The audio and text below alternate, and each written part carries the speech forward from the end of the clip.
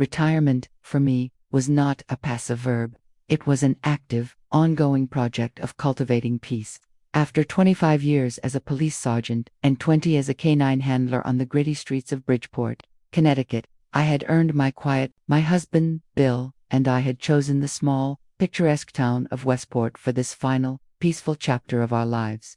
It was a town of manicured lawns, historic colonial homes, and a polite, unspoken agreement to keep the messy realities of the world at a comfortable distance. Here, my most pressing daily concern was the ongoing war between the squirrels and my prize-winning hydrangeas. It was a good life. The centerpiece of this life, the quiet, steady anchor of my days, was Scout. He was a 10-year-old German shepherd, his handsome, intelligent face now framed by a distinguished touch of gray around the muzzle. To the casual observer, he was a beautiful, well-behaved pet, but to me, he was a partner, a colleague.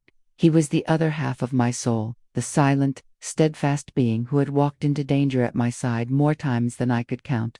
He had sniffed out a bomb in a crowded train station, found a lost child in the freezing woods, and once taken a knife to the shoulder that was meant for me, a scar that was still visible through his thick, black Anton coat. His retirement and mine were a shared, sacred pact. Our days of chaos were over. Our morning ritual was the dog park. It was a beautiful, sprawling space, a country club for the canines of Westport's elite. I didn't go there for the social aspect, I went there for the space. While other owners stood in gossiping clusters, sipping their lattes while their doodles and poodles nipped at each other, I was there to work. An old police dog's mind, I believed, was a precision instrument that would rust without regular use. This morning, the air was crisp with the first, sharp hint of New England autumn. I had the large training area to ourselves. "Okay, old man," I murmured to Scout, who sat at a perfect, attentive heel. "Let's see if you've still got it." I began with a simple series of off-leash obedience drills, a long-distance downstay, where he would lie, motionless as a statue, 300 feet away from me, ignoring the frantic yapping of a nearby pack of terriers. A series of complex, directional commands, guiding him left, right, and center, with nothing more than a quiet hand signal. He moved with a fluid, joyful precision, his eyes always locked on mine, two partners in a silent, intricate dance. Then, we moved on to his favorite game, scent work. I had brought a small, metal tin containing a single, birch-scented cotton swab, an odor he was trained to identify, while he was in a downstay, his head resting on his paws but his eyes watching me intently. I walked 100 yards away and hid the tiny tin under a pile of freshly raked leaves near the base of an old oak tree. I walked back, gave him a quiet release command, "Find," and the show began. He did not run frantically. He began a methodical, grid-like search pattern, his magnificent nose hovering an inch above the ground, his entire being a quivering antenna of concentration. He was a master at his craft, a four-legged Sherlock Holmes deciphering a world of invisible clues. It was a beautiful thing to watch. And it was, on this particular morning, the thing that would bring the chaos of the outside world crashing into my peaceful retirement. I first noticed the boy. He was about 8 years old, with a mop of blonde hair and the expensive brand-name clothes that served as a uniform for the children of Westport. He was standing by the fence, his own dog, a yapping, bejeweled Pomeranian, completely forgotten. He was watching Scout, his small face a mask of pure, unadulterated awe. Then, I noticed the mother. She was tall, rail-thin, and exuded an aura of aggressive, Lululemon-clad wellness. She was pacing back and forth, shouting into her phone, her voice a sharp, nasal instrument of complaint. "No, Rebecca," I told him, "the silent auction needs to have at least one high-end Napa winery. I am not chairing a PTA fundraiser that serves a cheap Merlot. It's an embarrassment." She was, I recognized, Tiffany Barrett. Her husband was some sort of hedge fund manager, and she had appointed herself the unelected queen bee of the town's social and philanthropic scene.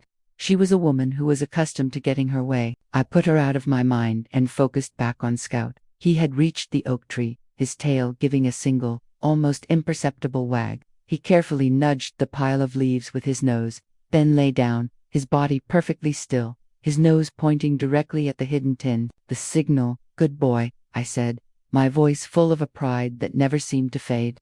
I walked over, gave him a treasured piece of dried liver, and we began to cool down. A quiet walk around the perimeter of the park. It was then that Tiffany Barrett ended her phone call and marched towards me, her son Aiden in tow. She had the bright, predatory smile of a person who is about to ask for something and has no intention of taking no for an answer. "Oh my goodness," she gushed, her voice a little too loud. "I am so sorry to interrupt, but my son Aiden and I have just been mesmerized watching your dog. He is just incredible, an absolute genius."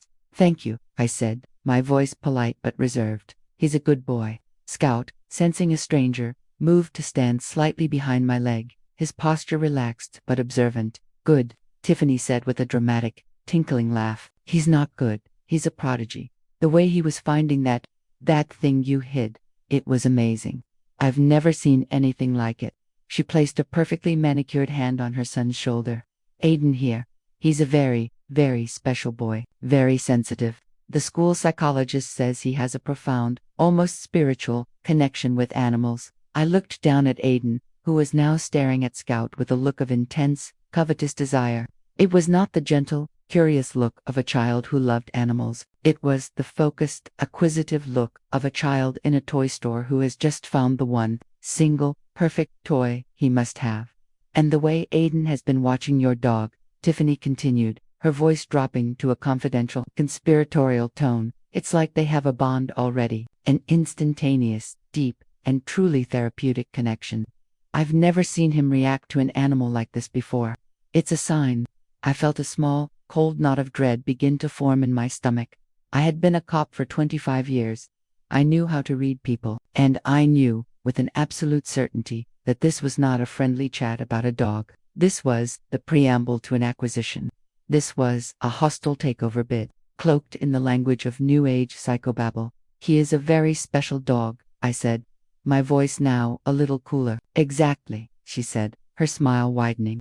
"And a special dog deserves a special purpose. Aiden needs a dog like this, a dog with this level of intelligence, of training. It would be so good for his development, for his soul." She took a deep breath, and then, with the casual, breathtaking arrogance of a woman who has never been denied anything in her life, she made her pitch. "So, we'll take him," she declared, not as a question, but as a statement of fact. "Just name your price. I am prepared to be very, very generous. It is clear that this dog needs a real job, a purpose, and that purpose is my son." I stared at her. The sheer, unmitigated, diamond-hard entitlement of the demand was so profound that for a moment, I was rendered speechless. She was not asking to buy a dog. She was informing me that she was confiscating a member of my family for the emotional convenience of her child. "I'm sorry," I said finally, my voice a flat, calm, and utterly immovable object. "You must have misunderstood. Scout is not for sale." The bright, predatory smile on her face faltered, a small, confused crack in her perfect facade.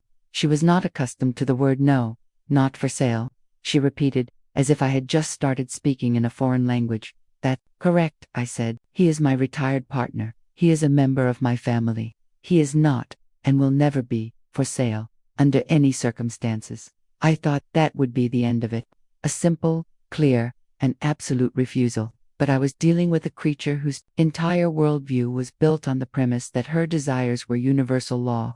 My refusal was not, to her, a boundary. It was an obstacle to be overcome.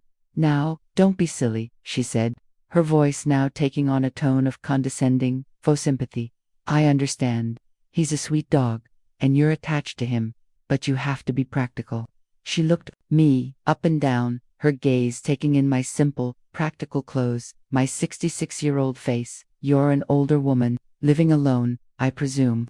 "I live with my husband," I said, my voice as cold as ice.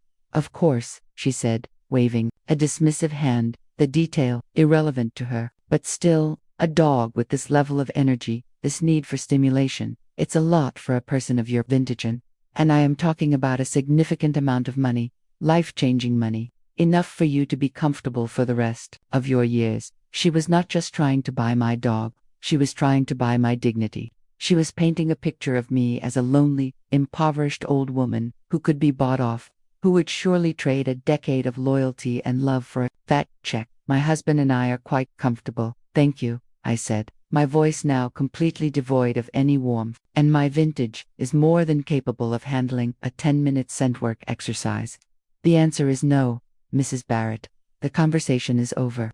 I gave the quiet hand signal for heel to Scout, who immediately moved to my left side. I turned to walk away. Her voice, when it came again, was sharp.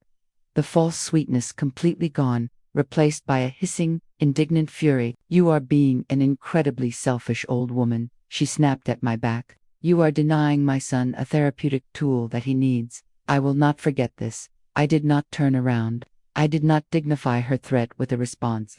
I just kept walking, my back straight, my head held high, my partner, Scout, trotting calmly and contentedly at my side. I had won the first skirmish, but as I walked away, I knew, with the cold, hard certainty of an old cop who has just stared into the eyes of a true fanatic, that the war had just begun. Tiffany Barrett was not a woman who gave up, and she had just identified me as the one, single, unreasonable thing standing in the way of her child's happiness. I had not just refused to sell her a dog, I had made an enemy.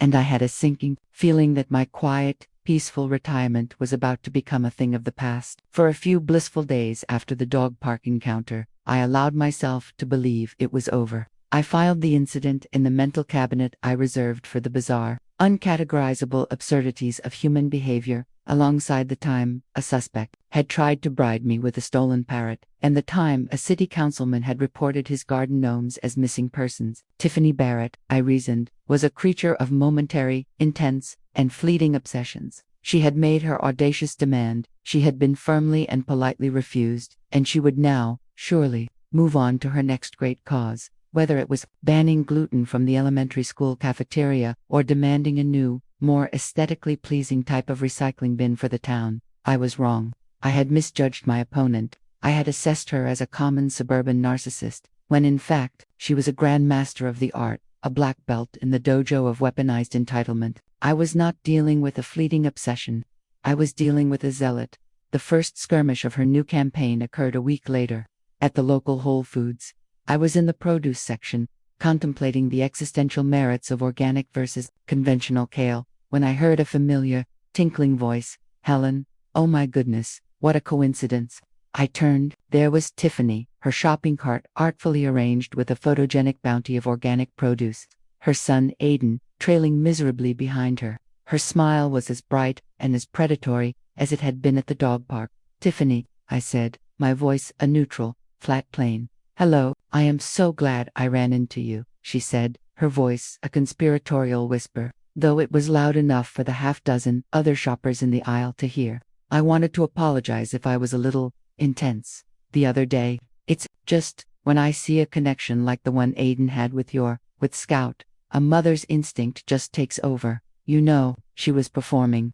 This was not an apology. It was the opening act of a public play. "Aiden has not stopped talking about him," she continued, placing a hand over her heart. "He's been drawing pictures of him. He's been leaving a bowl of water out for him in his room. It's the most heartbreakingly beautiful thing you have ever seen." She looked down at her son. "Aiden, sweetie, tell Mrs. Reed how much you missed Scout." The boy just looked at the floor and mumbled something unintelligible. He looked less like a child consumed by a profound spiritual bond and more like a child who wanted to go home and play video games. "He's just shy," Tiffany said, her smile not faltering. "But his therapist says that this kind of deep, immediate attachment can be a sign of a real, unmet therapeutic need." She leaned in closer. "I was thinking, maybe you'd be willing to reconsider. Not a sale, of course, since you were so clear on that point, but a kind of co-parenting arrangement, a transfer of guardianship. We could have our lawyers draw up the paperwork. It would be so good for both of them." I stared at her. She was in the middle of the organic produce aisle, proposing a formal, legal arrangement to acquire my dog, as if we were discussing a corporate merger. "Mrs. Barrett," I said, my voice as cold and as hard as a frozen head of lettuce, "my answer has not changed. It will not be changing. Scout is not available for a co-parenting arrangement." I gave her a small, dismissive smile of my own. "Now, if you'll excuse me, I have a very important decision to make about Kale." I turned and pushed my cart away, leaving her standing there amidst the chard and the arugula. Her smile finally, blessedly, faltering. The next encounter was, 3 days later, at the Westport Farmers Market.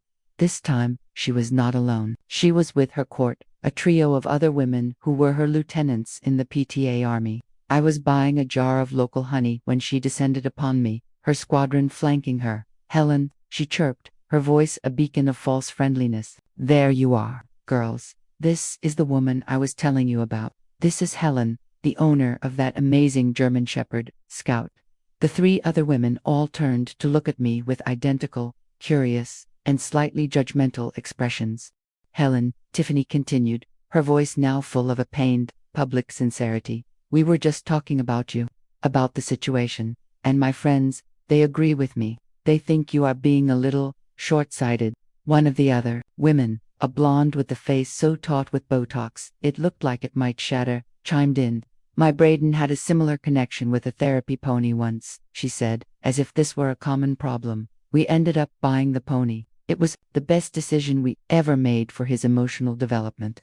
"See," Tiffany said, as if this proved her point. "I know you're retired, Helen, but a dog like that, a dog with his training and his intelligence, he needs a job, he needs a purpose, and right now, his purpose is being wasted on welder, on an old woman." The insult, so casual and so cruel, hung in the air between us. She had not just called me old. She had called me useless, a purposeless dead end for a dog who deserved better. I looked at the four of them, at their expensive yoga pants, their designer sunglasses, their faces full of a bland, unthinking, and deeply ingrained sense of their own superiority, and I felt the last lingering vestiges of my desire to be polite simply evaporate. "Ladies," I said, my voice calm but carrying the weight of my old police sergeant's authority, "my dog and I retired from a 20-year career in law enforcement, during which we were both decorated for valor. His purpose, as you so quaintly put it, has been more than fulfilled. His purpose now is to enjoy his retirement in peace, just as I am enjoying mine." I gave them a smile that did not reach my eyes. "Now, if you'll excuse me, I have some honey to buy." I turned my back on them and completed my purchase, feeling the heat of their 4 pairs of eyes boring into my back. I had won the skirmish, but as I walked away, I knew I had made a fatal error. I had embarrassed Tiffany in front of her court, and a queen bee, when publicly challenged, does not retreat. She escalates. The main assault came 2 days later, and the battlefield was the one I had been dreading. The Westport Community Forum, on Facebook. It was a private group with over 10,000 members, the digital town square, where all of the community's gossip, its petty squabbles, and its moral panics were aired. Bill and I were scrolling through it after dinner, looking at pictures of a recent coyote sighting, when I saw it. The post was from Tiffany Barrett. It had been up for less than an hour, and it already had over 200 comments. The post was a masterpiece of manipulative, passive-aggressive propaganda. It was accompanied by a professionally taken, heart-wrenching photo of her son, Aiden, staring wistfully out a window, a single, perfect tear rolling down his cheek. The text was a novel. I will, for the rest of my life, remember it verbatim. "Heartbroken, Mama posts and asking for advice," it began. "I don't normally air my family's private struggles in public, but I am at my wit's end and I am hoping this wonderful community can offer some guidance. My sweet, sensitive son, Aiden 8, who many of you know has some sensory processing challenges, has formed a profound, once-in-a-lifetime therapeutic bond with a German Shepherd in town named Scout. We met Scout and his owner, a reclusive elderly woman named Helen, at the dog park a few weeks ago. The connection between Aiden and Scout was instantaneous and magical. My son, who struggles to connect, was calm, focused, and joyful in a way I have never seen. Scout, for his part, seemed to recognize a kindred spirit in Aiden. It was clear that this dog, who is a highly trained service-level animal, was craving a purpose, a child to care for. I have tried, gently and respectfully, to explain this to Helen. I have offered, repeatedly, to pay a more than generous sum to allow Scout to join our family, where he would have a sprawling yard, the best veterinary care, and the unwavering love of a child who so desperately needs him. I have even suggested a co-parenting arrangement, but sadly, she has refused. She seems to believe that keeping this incredible animal all to herself, in a small condo, is what is best for him. I am at a loss. My son cries himself to sleep at night, asking for his dog. My heart is broken, for my son, and for Scout. a dog who is being denied the chance to fulfill his true therapeutic purpose. I am not trying to cause trouble. I am just a mom, fighting for her special needs child. Does anyone have any advice on how to convince this woman to open her heart and do the right thing? Hashtag Westport Moms, hashtag Special Needs Support, hashtag Dog Lovers. I read the post, my blood turning to ice water in my veins. It was a work of pure, unadulterated genius. In a few, carefully crafted paragraphs, she had transformed me from a responsible dog owner into a cruel, reclusive, elderly animal hoarder. She had turned herself from an entitled, aggressive narcissist into a selfless, warrior mother fighting for her special needs child. She had reframed my beloved partner, Scout, as a neglected, unfulfilled animal, a therapeutic tool that I was selfishly keeping from its rightful purpose. The comments section was a raging dumpster fire. Tiffany Barrett, you are such an amazing mom. My heart breaks for Aiden. This is so sad. That poor dog is probably so bored. He deserves a yard and a child to play with. Has anyone called animal control to do a wellness check on this Helen person? It sounds like elder neglect of an animal. This is a private matter. People, you don't know the whole story. Shut up, Karen. Tiffany is a pillar of this community. If she says her son needs this dog, then he needs this dog. On and on it went. A digital mob, armed with pitchforks and emojis, tearing my reputation to shreds. I was being tried, judged, and convicted in the court of public opinion by people who had never met me, based on a complete and utter fabrication. The online world, I quickly learned, does not stay online. The next morning, when I took Scout for his morning walk, a car slowed down as it passed me. A woman I had never seen before rolled down her window. "You should be ashamed of yourself," she yelled. "Give that poor boy his dog." Later that day, I was in my own front yard, tending to my hydrangeas, when a mother with her young son walked by. The boy, seeing Scout lying peacefully on the porch, pointed and said, "Look, Mommy, it's the sad dog who needs a new home." That was it. That was the final, unforgivable straw. Tiffany had not just insulted me.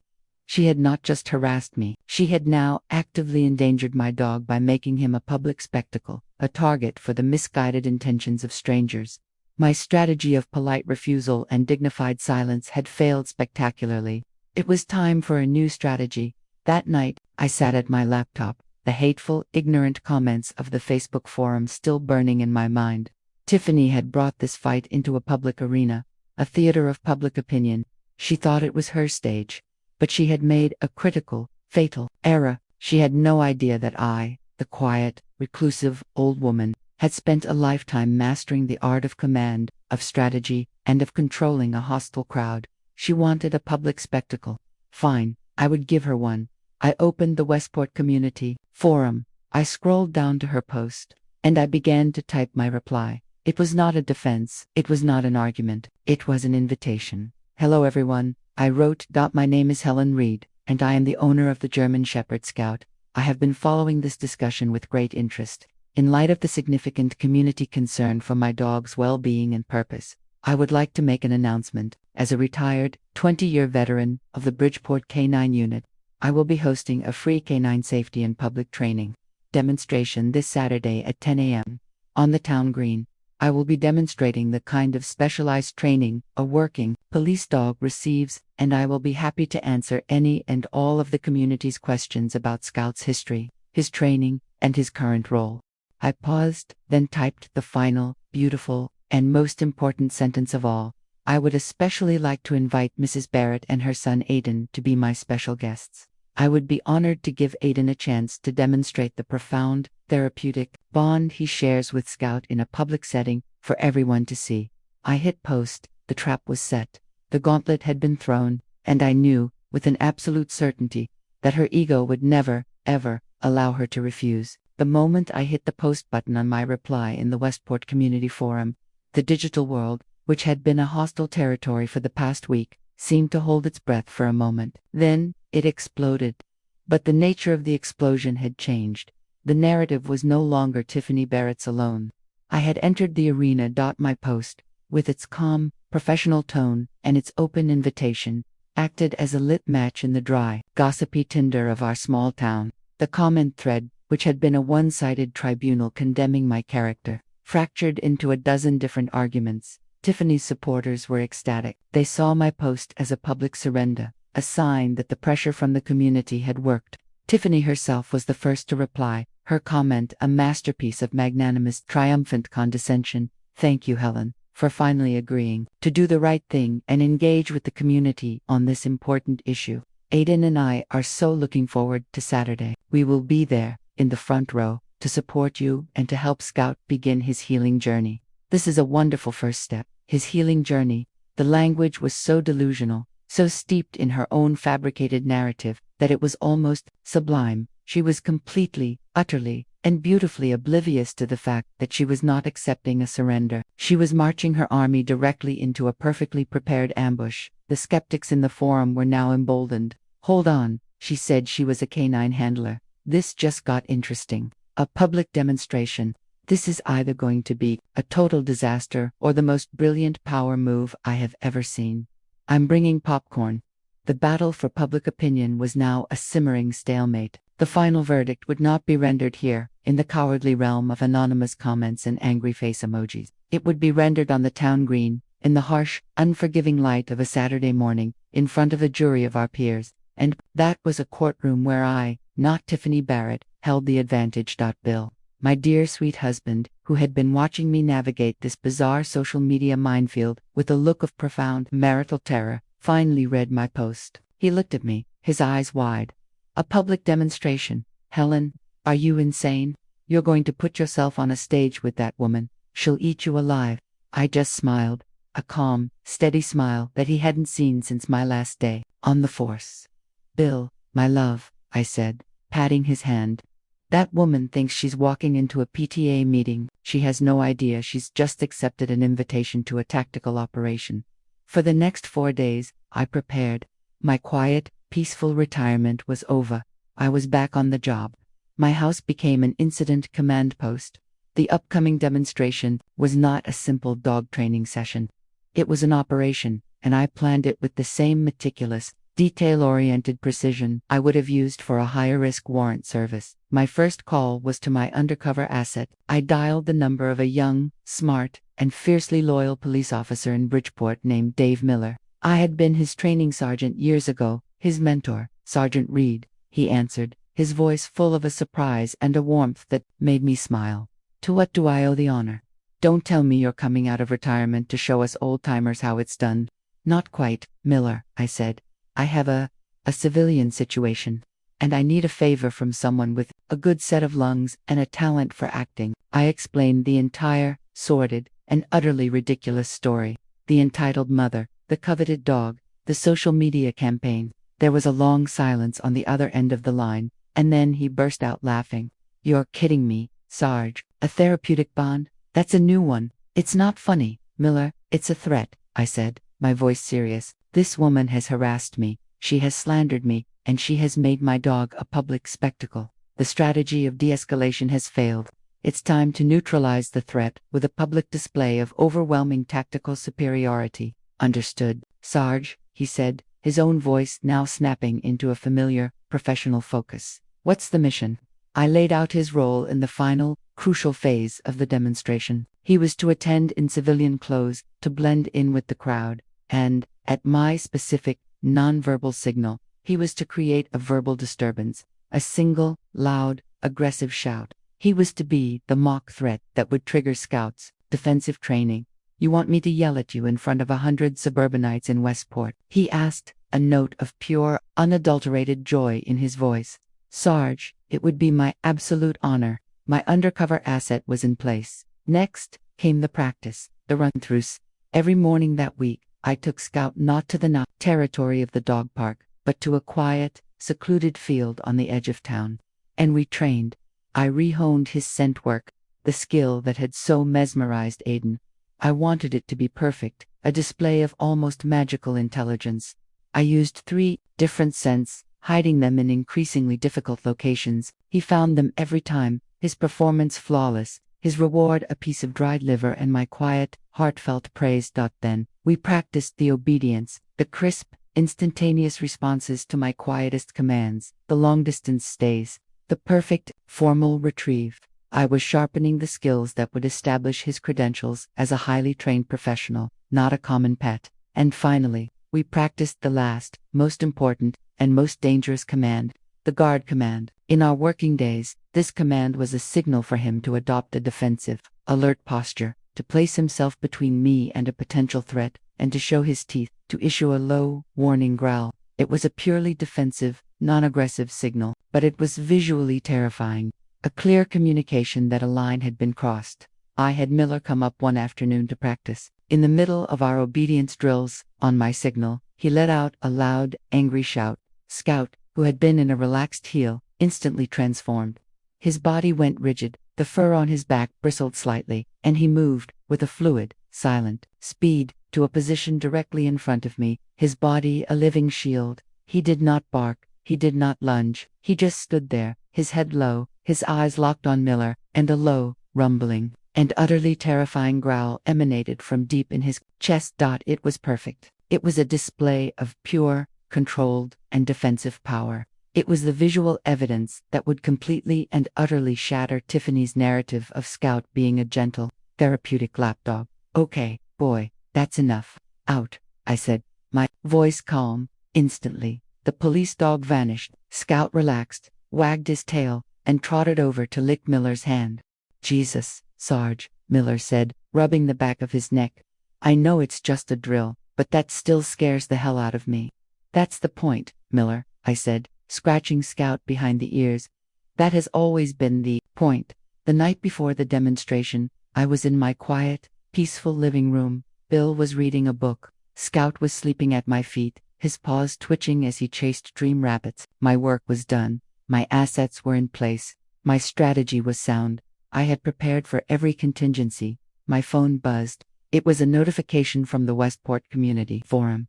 Tiffany had made a new post. Just a reminder to everyone to come out and support a wonderful community event tomorrow. Our local hero, Helen Reed, will be giving a free dog training demonstration on the town green at 10 a.m. My son, Aiden, is so excited to be her special guest and to finally be able to show everyone the beautiful, healing bond he shares with his best friend, Scout. He has a new outfit and has been practicing saying, "Sit, Scout," all week. It is going to be a truly wonderful and very healing day for our community. Feeling blessed, I read the post, a slow, cold smile spreading across my face.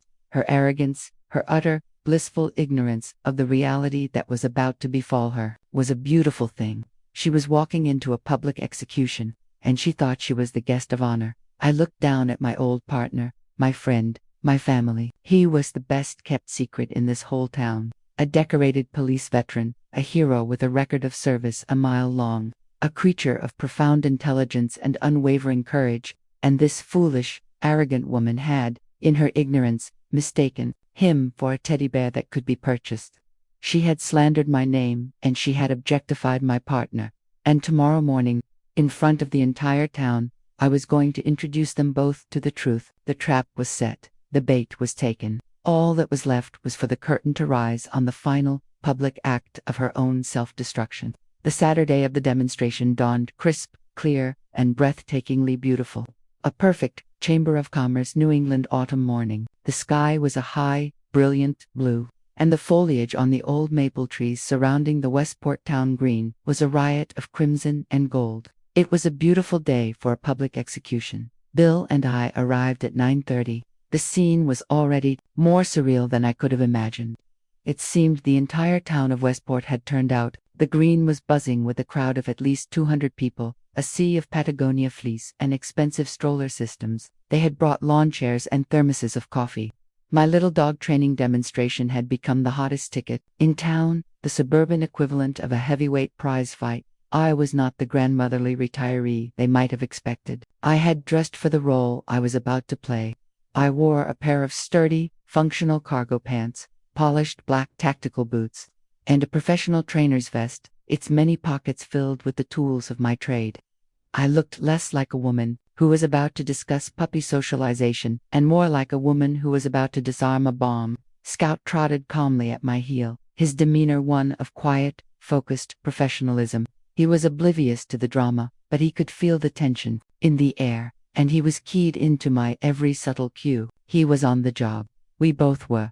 I saw them in the front row, exactly as they had promised. Tiffany Barrett was holding court, surrounded by her loyal squadron of PTA mothers. She was wearing a cream-colored cashmere sweater set and a look of serene, confident righteousness. She was the benevolent, concerned mother, here to bear witness to a great moment of community healing. Her son, Aiden, sat beside her, his face buried in the screen of a brightly colored iPad, completely oblivious to the drama swirling around him. He looked less like a child with a profound, spiritual connection to my dog, and more like a bored prop in his mother's elaborate community theater production. I spotted my ace in the hole. Officer Dave Miller, leaning against an old oak tree at the back of the crowd. He was in jeans and a baseball cap, looking like any other suburban dad. He saw me, and his eyes met mine for a fraction of a second. He gave a single, almost imperceptible nod. My undercover asset was in place, at precisely 10 o'clock. I walked to the center of the large, roped-off area that town had provided for me. I picked up the microphone connected to a small, portable PA system.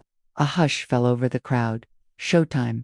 Good morning, everyone, I began, my voice calm, clear, and carrying across the green with the easy authority of a woman who had spent a lifetime commanding attention.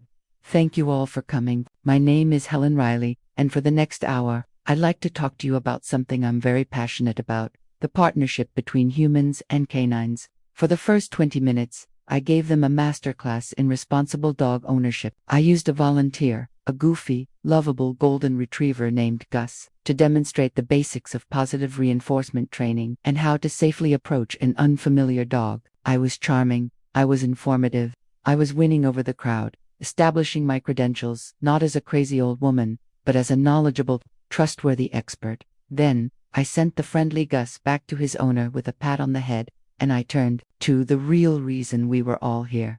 Now, I said, I'd like to introduce you to my own partner. I gave a quiet whistle, and Scout, who had been lying in a perfect downstay at the edge of the demonstration area, rose and trotted to my side, his movements a symphony of fluid, disciplined grace. A murmur of admiration went through the crowd. This is Scout, I said. He is a 10-year-old German Shepherd, and he is, as some of you may have heard, a very, very good boy. For the next half hour, I put Scout through his paces. This was not a demonstration for a crowd of civilians. This was the kind of performance I used to give for police academy cadets. It was a display of breathtaking skill and control. I started with advanced, off-leash obedience, guiding him through a complex series of commands with nothing but quiet, almost invisible hand signals from 100 feet away. He responded instantly, his focus absolute, his desire to work a palpable, beautiful thing. Then, I moved to the scent work. I borrowed a set of car keys from a man in the crowd. I let Scout sniff them for 3 seconds. Then, I had a young girl run and hide the keys under one of a dozen small, identical traffic cones I had set up in a wide circle. Find, I said quietly. Scout went to work. He ignored the cones. He was reading the air, the subtle scent trails left behind on the grass. He moved with a methodical, intelligent purpose that was mesmerizing to watch. After a single, circling pass, he walked directly to one of the cones, nudged it with his nose, and lay down, indicating the find. The crowd erupted in spontaneous applause. I had them. The jury of my peers was now a captive audience. I had established, beyond any reasonable doubt, that Scout was not an ordinary pet. He was an extraordinary professional. It was time to spring the trap. I took the microphone again, my expression shifting from that of a trainer to that of a serious public servant. Now, I said, my voice projecting across the silent, expectant green. As I mentioned, I am a retired K-9 officer. My partner, Scout, is also retired. We are here today not just to show you some interesting training, but to address a serious community concern that was recently brought to my attention on a public forum. I saw Tiffany in the front row straighten up, a smug, expectant look on her face. This was her moment. It has been claimed, I continued, my gaze sweeping across the crowd before landing, gently, on her, that Scout is a therapeutic animal whose skills are being wasted in retirement. It has been claimed that he shares a profound, magical, and healing bond with one particular child in our community. I smiled, a warm, inviting, and utterly treacherous smile. I believe in the power of the human-animal bond. And if such a unique connection exists, I believe this community deserves to see it. Tiffany, Aiden, I said, gesturing to the open space in front of me. Thank you so much for being my special guests today. I would now like to invite Aiden to come up here and demonstrate for all of us the wonderful, magical connection he and Scout share. The invitation, so public and so generous, was an inescapable cage. Tiffany was trapped. Her face, for a split second, flashed with pure animal panic. She had not expected this. She had expected a debate, an argument, not a practical demonstration of her own lie. But 100 cell phone cameras were now pointed at her. She had no choice. She nudged her son, who was still engrossed in his iPad. Aiden, sweetie, she hissed, her voice a frantic whisper. Put that down. Mrs. Reed wants you to go say hello to Scout. Go on, show everyone how much you love him. The boy looked up, bewildered. He had been a pawn in his mother's fantasy for so long that he no longer knew what was real. He stood up and, with a hesitant, shuffling gait, walked into the center of the demonstration area. He looked at Scout, who was sitting patiently at my side. He looked at the sea of expectant faces watching him. He was terrified. Go on, sweetie, Tiffany prompted from the front row, her voice now a little too loud, a little too shrill. Tell him to sit, like we practiced. Aiden looked at the large, powerful, and completely strange dog. Sit, Scout, he said, his voice a tiny high-pitched squeak.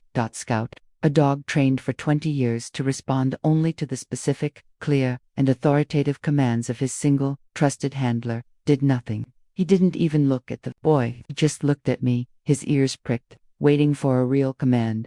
A wave of uncomfortable murmuring rippled through the crowd. The magical connection was failing to materialize.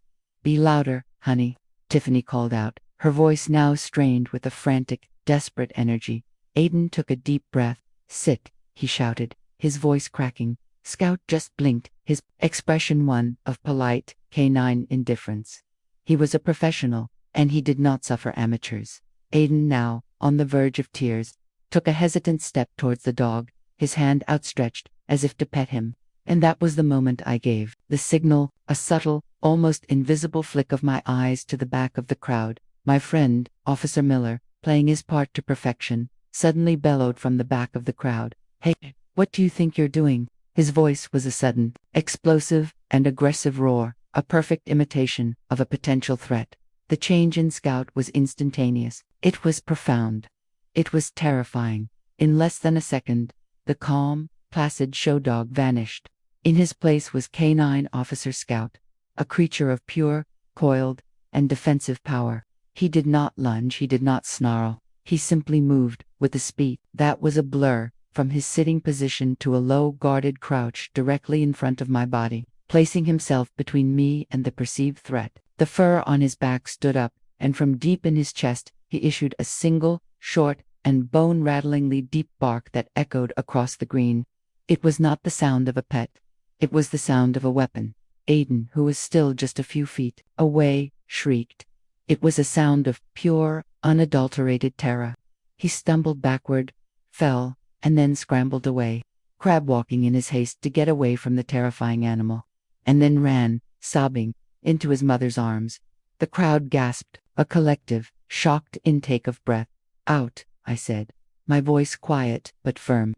Easy. Instantly, the police dog was gone. Scout relaxed, shook his entire body as if to shed the tension, and looked back up at me, his tail giving a short, happy wag, as if to say, did I do a good job? I let the image of the sobbing, terrified child and the now come perfectly obedient dog hang in the silent, stunned air for a long, dramatic moment.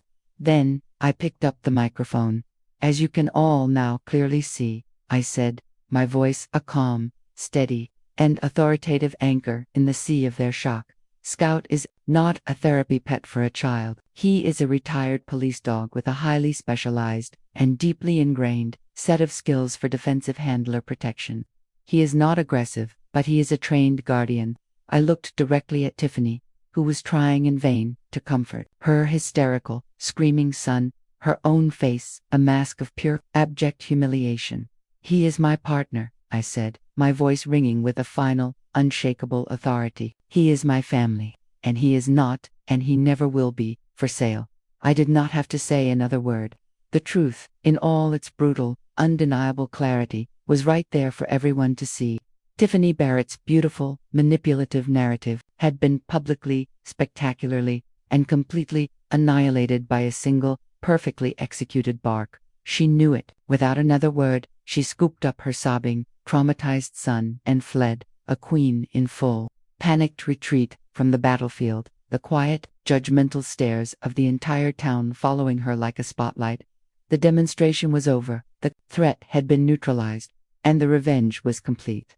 The single, authoritative bark from Scout echoed across the town green, a sound that was not just a noise, but a judgment.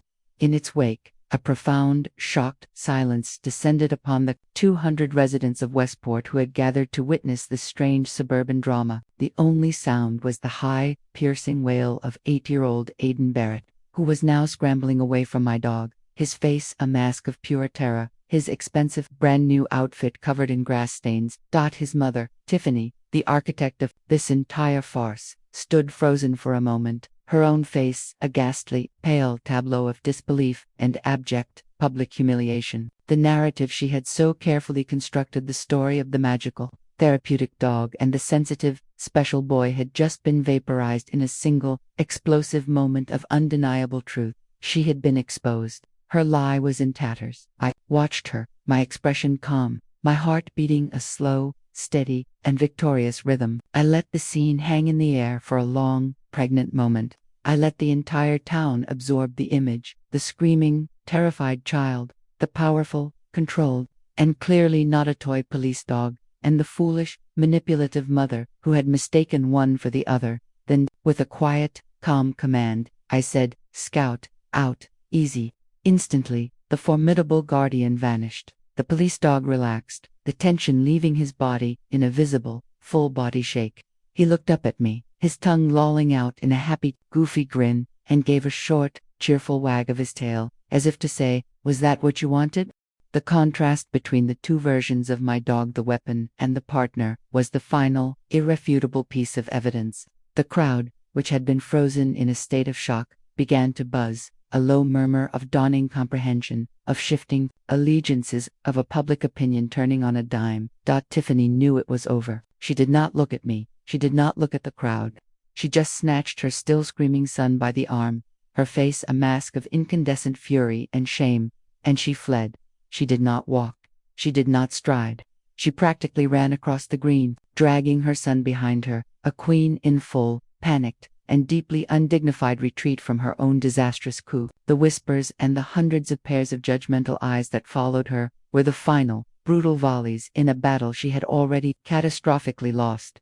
With the primary threat neutralized, I turned my attention to the secondary objective. The crowd, they were still buzzing, looking from the direction of Tiffany's panicked departure to me and my now perfectly calm dog. They were a jury that had just witnessed a stunning courtroom reversal, and they were waiting for the closing argument.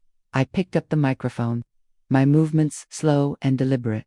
"Now," I said, my voice projecting with a calm, easy authority across the green, "as you have all just seen, and as I tried to explain to Mrs. Barrett, Scout is not a therapy pet for a child. He is a retired police canine with a highly specialized and deeply ingrained set of skills for defensive handler protection."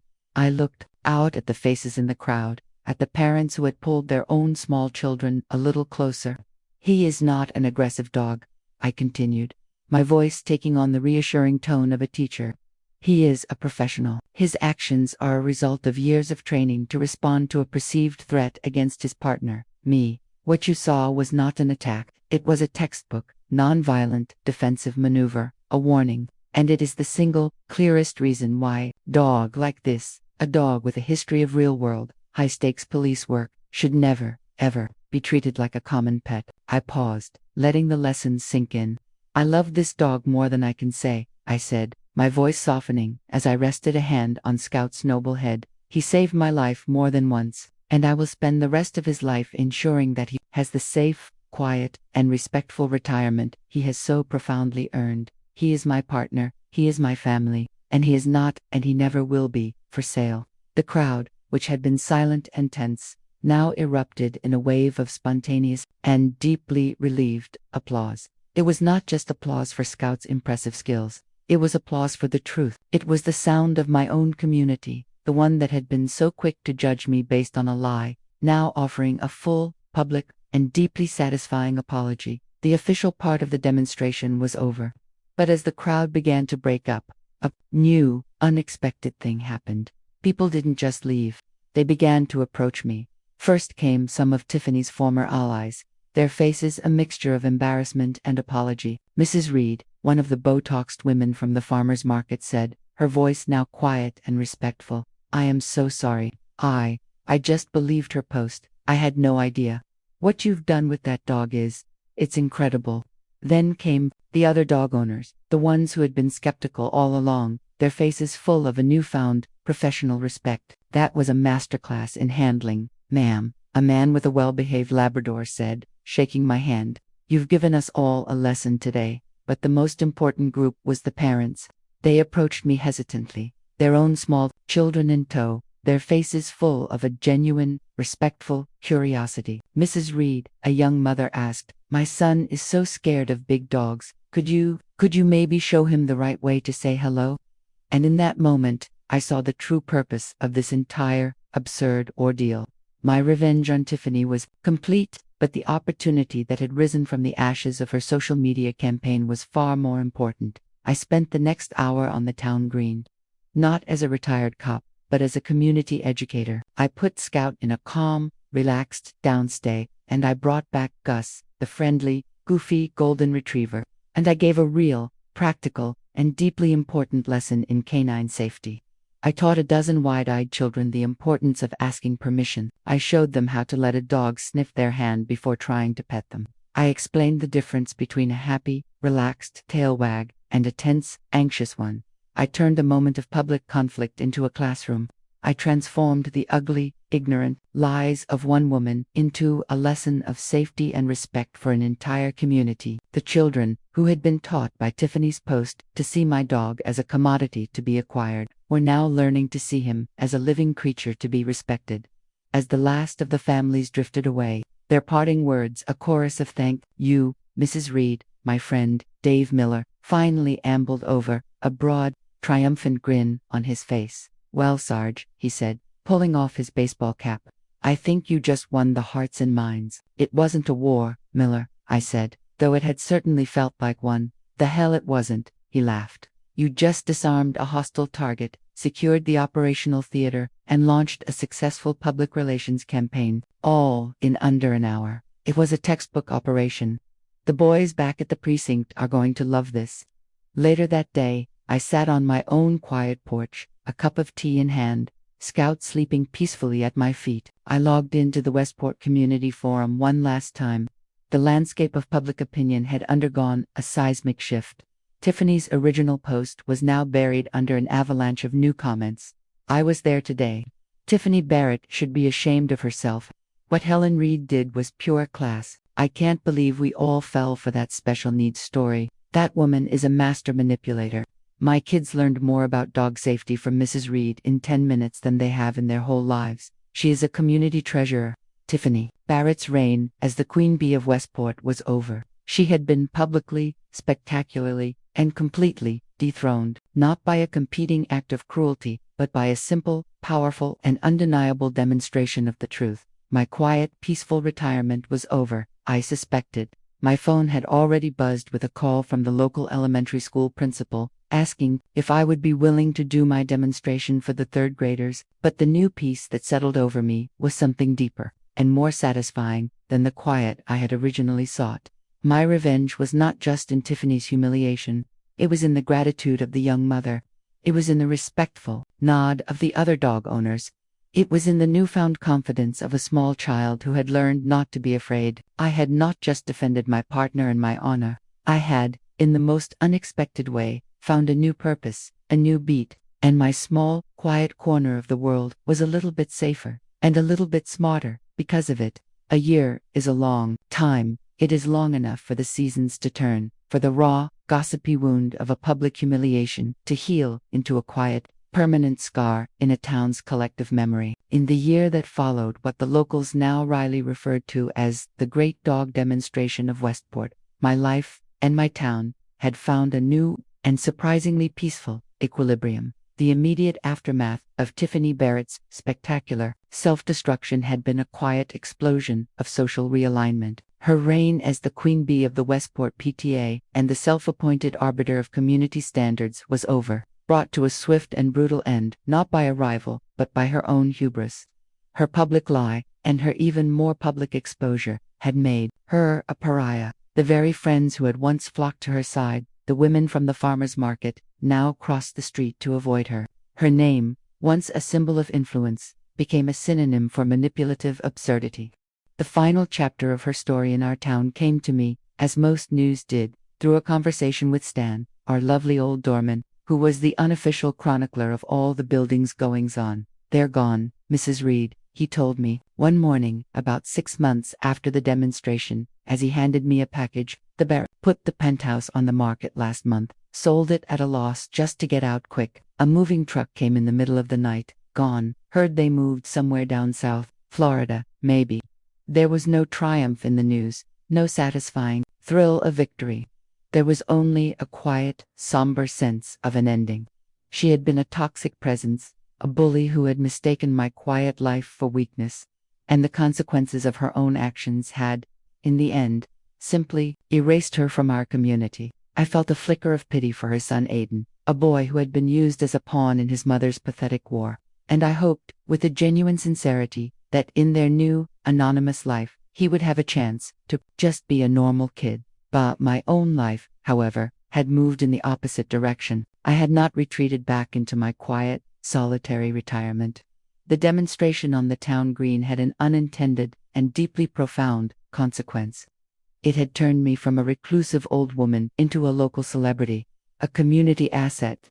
The quiet, slightly intimidating woman with the perfectly behaved German Shepherd had been replaced by Helen, the dog lady, the retired canine expert, the woman who had, with a single bark, restored a sense of order to the universe. The call had come from the head of the Parks and Recreation Department, a few weeks after the event. "Mrs. Reed," she had said, "the town can't stop talking about your demonstration.